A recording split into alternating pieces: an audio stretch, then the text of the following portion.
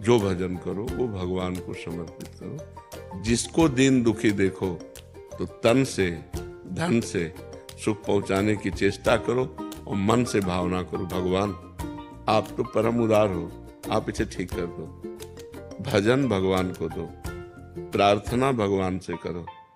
शरीर से और धन से अगर सेवा बनती है तो वो सेवा कर दो, भजन भगवान को दो भगवत प्राप्ति के लिए। जब तक भगवत प्राप्ति ना हो जाए तब तक भजन खर्चा करने का बिल्कुल अधिकार नहीं रखना चाहिए।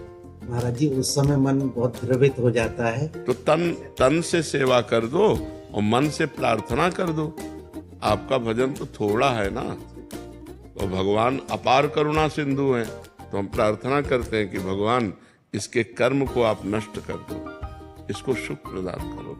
हे भगवान आप इसके दुख को दूर करो। ये तो हर भक्त विनय कर सकता है। तो विनय करना, शरीर से और धन से सेवा करना, भजन को भगवान के चरणों में समर्पित करना, वो सिर्फ भगवत प्राप्ति के लिए। हमारा जन्म साधन धाम मोक्ष कर द्वारा, हम भगवत प्राप्ति के लिए भजन करते हैं। और दूसरी बात, सब में भगवान है, सब रूपों में भगवान है। तो जब कोई दुखी हो तो देखो भगवान दुख की लीला कर रहे हैं। तो हमसे जो बन सके हम तन मन धन से सेवा कर दें, लेकिन भजन भगवान को दें। भजन का फिर उससे लक्ष्य की प्राप्ति में बाधा पड़ेगी। महाराज जी विचार ऐसा आता है कि मैं तो और भजन कर लूंगा, लेकिन शाम तक जियोगे आपको पता है क्या? शाम तक आप जियोगे क्या, ये कोई गारंटी तो है नहीं ना। तो पहले हम अपना कार्य करते हैं मनुष्य जीवन का, पहले अपना कल्याण करें, अपने को भगवत प्राप्ति करें। तो जब आप भगवत प्राप्त हो जाओगे तो वासुदेवा सर्वम, कोई जीव बचा ही नहीं, सब भगवान ही है, यही अनुभव हो जाएगा। सिय राम में सब जग जानी।